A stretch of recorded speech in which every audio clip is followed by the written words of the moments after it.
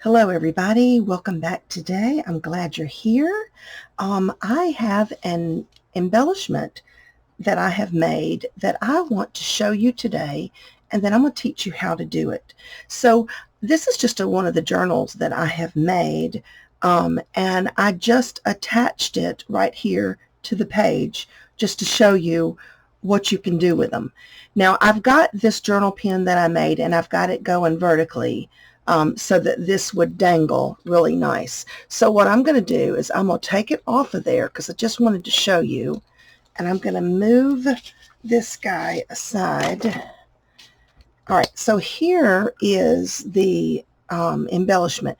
Now this is made with little wooden shapes that I got from Hobby Lobby. They came in a package like this. I threw away the topper, but all the wooden pieces were half price when I bought them. So, and I think they said there were 60 of them in there. So this is what I got. So what I did is I just covered both sides with something. Now on this one I put music paper and I distressed it. And then I added this Glossy Dimensions. It's a modeling paste, but it has kind of a goldish metallic look to it. I just kind of smeared some here and there. I don't know if you can see that or not. And then on the back side, I had a piece of muslin that had some interfacing attached to it already, iron-on interfacing. So I just stamped it with rubber stamps and inked up the edges. So these are the stamps that I used, and I wanted to show you what I did. Now this was not my idea. I saw it a long time ago. Especially works for these. These cling stamps will stick to your acrylic block thing. But if you don't have it handy or whatever, you just take a piece of tape, leave a little tab there, and you've got something to hold on to. This one will not stick to the cling stamp good enough, so I have to have a little handle for it. So just a little idea for you. Okay, so anyway, I made my little wooden shape, and then I created some dangles to hang down. This is some kind of a fishing swivel or something, and I just made some beads, had little rhinestones that had holes for sewing it in. So I made it a dangle, and then I made the little pin. Okay, so let me show you how we did that. This is the next one. This is when I decided, oh, I need to stop right now and turn the camera on so that you can see how to do these. So these little shapes already have a little hole at the top to hang them. So I just took some ink and I just kind of grunged it up, and I'll make this one a little darker than the other. All right, and then on this side, I just want to barely do the edges just to kind of grunge it up a little. Okay, and then I took an all pokey tool, whatever you want to call it. Find that hole, there it is, and just kind of poke that hole out a little bit better so I know where it is, so it's ready for my jump ring. I think I'm going to put a little ink right there. Okay, let's get that out of the way.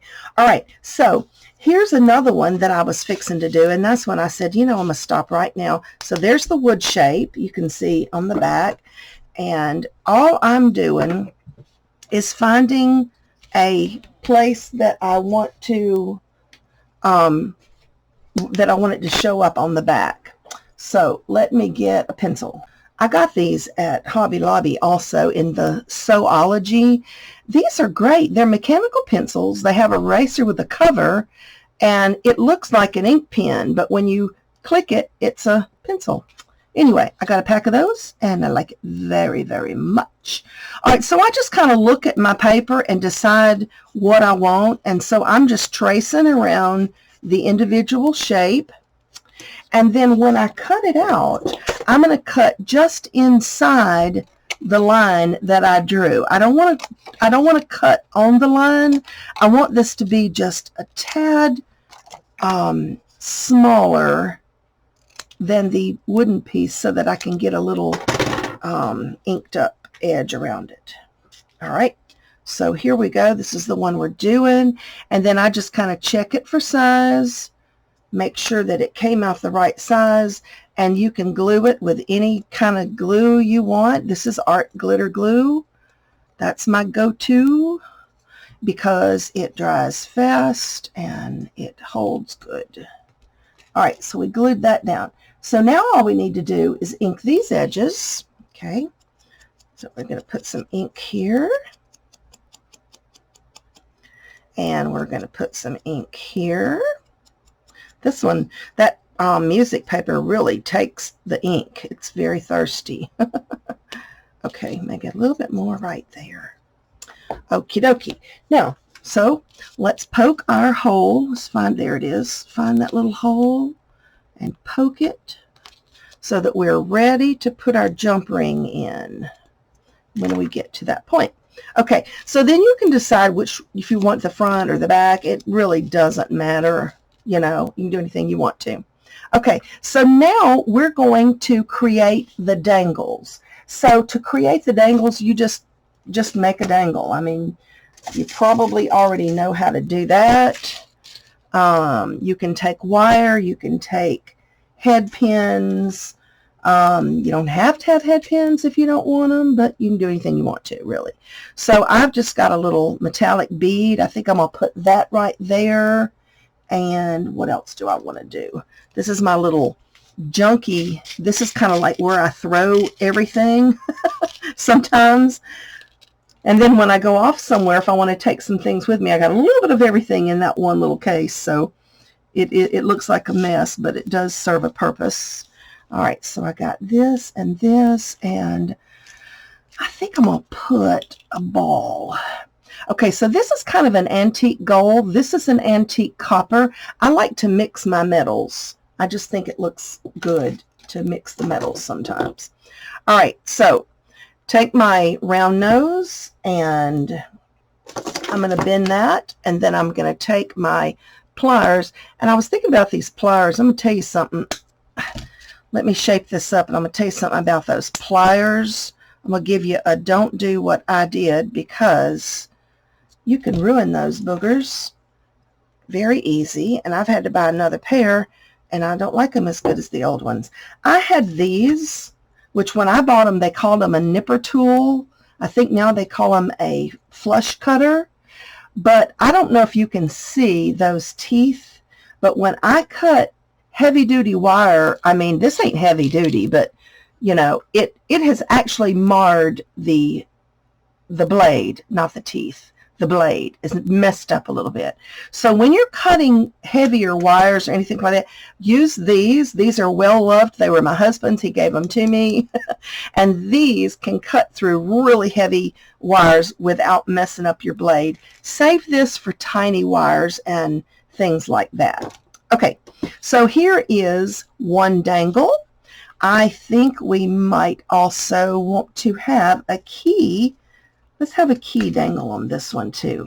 Who doesn't love keys? I don't know what it is about keys, but I just love them. I think they're so cute. Cute, cute, cute. All right, and I'm doing that. You can do anything you want to, but when I do these kind of jump rings, I like to hold it in my right hand because I'm right-handed, and I like these bent nose pliers to close it, and then I usually take the flat ones and just make sure that it closed good and even and straight. And okay, so there's two dangles, and I have these. These are cute little rings, but they don't have an opening, and I don't know, I just kind of thought it might be cute to hang about 3 of them on something, just for fun. Why not? I've got all these other choices of stuff here, but I kind of like that. I'm going to do something with that. Now, this is not a jump ring, but it functions as a jump ring, and it came off a strand of charms that I bought, but it works like a jump ring, and right now you can see that it's open. So I'm going to put one of these little thingamajiggies on there, and then I'm going to close it, but I'm going to make sure it still dangles. I think it's not going to work. This is too small. When I close it, it's going to clamp on top of that, and I don't want that to happen. I want it to have freedom to move. All right, so we're going to take another. Ooh, that one was hiding. I can barely see the opening on that one. We'll take another jump ring. Let's open it. Let's add one of those little guys. He's so cute. I was thinking, what will I do with that? It doesn't have an opening, but oh, we have ideas. Okay, Let's take another jump ring. Do you know if you don't have any chain, you can make your own chain with jump rings? A little time consuming, but you can do it. I do that a lot when I only need like 1 or 2 or 3 links of chain. I'll just take jump rings and make it. That's too darn cute. Okay, I'm going to stop right there. I think I'm not going to put the third one. And what I'm looking at is the way the 3 hang. I want them at 3 different levels. You know, I don't want them all hanging bunched up on top of each other. All right, you go away. Okay, so now we need a little bit larger jump ring to go into the hole. There's 2. All right, so let's take this guy. Where's his opening? There it is. Let's open this one. And then we're going to feed these on in whatever order you want to put them. You don't have to do 3. I did 3. You can do 1. You can do 5. Totally up to you. So I've got those 3 hanging there. And told you I'm funny about the way they hang. I want them to hang just right. I want the longest one in the middle. Okay. Let's put that in there. And let's close that jump ring. And I just take it and squeeze it just to make sure. All right, then you can hold on to it with your pliers and look at it and see if you're happy with it. All right, am I happy with it? No, okay, I'm not happy with it. And I'll tell you why. I do this a lot too. Y'all just have to bear with me. I want a little more dangle on this guy right here. He kind of just seemed to be bunched up at the top, and I don't want him to just be bunched up. I want him to have a little dangle. So let's try this again. Okay, so let's see. He can be in the middle. Okay, you're in the middle. All right, I don't like the way. See the way that jump ring is? Can you see that? I don't like that. You behave. I have a red bird out my window eating in the rain. He's just a cheap one. All right, let's put this back on. Let's try this. Okay, that's better. Mama's happy now. And I want to use this guy. All right, let's close. And here I've got my pliers backwards again, but whatever, it doesn't matter. Let's close. Now let's take a look.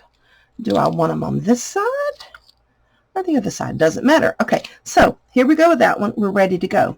Now I want a little bit heavier jump ring. That's the biggest one in this little pack. And I'm going to attach it up here to that jump ring. And then I'm going to attach a, no, I'm not. I'm going to do the, yeah, well, you can do a eye pin and then just add some beads and stuff. But I told you we were going to do the journal pin. Okay, so that part of it is finished. All right, now for the journal pin, what I've got here is 18 gauge wire, and it's in the antique bronze color. This you do not want to cut with these. This is what messes them up. This is heavy duty, a little heavier. How many inches? It doesn't matter. How long do you want your pin? I want a short pin. So what is that? 5, 6 inches maybe? Okay, now I've got a tutorial on how to make these, so I'm not going to go into great detail on this because I've already got a tutorial, and I will link it below so you can watch it. So I'm just making a journal pin the bestest I can, and you can bend this a little bit with your hand, but when it gets down to that little nub, it's like, ouch, it'll hurt you. Okay, and so I'm gonna, and this is pretty strong wire, so you don't have to go real far with it when you do that. But you do want to push down that little sharp edge like so. Okay, don't want it to poke nobody. And then, you see it went ski-watchy, so we're going to fix it. Then you're going to bend up the front. I always call it the duck bill is what it looks like to me. Just give it a little flip up, all right? And that's wider than I want it to be. So let's close it down about like that, okay? So now we're going to make a small pin, so you don't want to load on a whole lot of things. You just want a few things on there. So let's decide what we want. We could do one thing, like the heart, but you can see if we did that, it gets in the way of the pin being able to close, okay? So if you want to do heart, that's fine, but let's put something at the beginning. This is just a little brass bead. Let me see if it will give me room to do the heart. Okay, heart's too big, so let's just take him off, and let's look in this stash. I really like these guys right here. I think that's so cool. And let's mix up a metal. Let's add a gold, a little itty bitty gold heart. It's so tiny. All right, so we got that, we got this, and we've got a little bitty gold heart. Let me see if I'm happy. Am I happy? You could stop right there if you want to. Yeah, we'll make a little bitty bitty. It'd be so little. Maybe I'll add one more little something, because that is so tiny. Let's don't go that tiny. All right, these things, guys, I bought at, I want to say Wish. I might have got them at Wish years ago. And there's a lot of good things in there. So I didn't want to put two gold beads right on top of each other, so I just spread it out. There. Okay, I'm happy. Mama's happy. And then I just take my little wire. Now, move the wire, not the plier. Bada boom. Okay. Now you can move your plier. I was in the top. Now I'm in the bottom. And I'm going to bend the wire around the plier and watch me rotate. Rotate. Okay. Don't move the wire this time. Rotate the plier. That throws a lot of people off right there. Don't know why, but like I said, I've got a tutorial that'll go in much more detail on how to make these little guys. Now, I'm going to cut this, and here's the deal. If you want to put it through fabric or something, cut it on an angle so that you have a beveled edge, kind of a point to stick it in something. If you're going to just put it over a piece of ribbon or something, it just depends, okay? So I'll just give it a beveled edge just in case, because I'm not sure where it's going to go right now. And then take the very tip and flip it up, okay? Let's see if you can see that. And what you want to do is fold that down under the little head part and flip it right. Well, let me open that little head part just a little bit. And well, this one is so it's so tiny. It's fiddly. Okay, let's make it just a hair shorter. Bada boom. See, it's just so itty bitty, and it's so cute. I like it. I like itty bitty. That is too darn cute. That's the smallest one I've ever made. So darling. Okay, now we're going to go back over here, and we're going to find that last jump ring that I put on that I should have left open, because that's him. Okay, because that's where this guy goes. All right, and now we're going to close it. And now you've got something to hang it with. All right, now I've got the head facing backwards so that when I attach this onto a page, you see that side. You don't want to try to attach it on a page because then your beads would be hidden. Okay, and all you want is that little piece to go behind the fabric or the paper. You can hang it on paper. You could hang it on your spine. You could do anything in the world. So there it is. There's one. Was that fun? All right. That's really all there is to it, guys. Just have fun and get creative today. Thanks for watching. Bye-bye.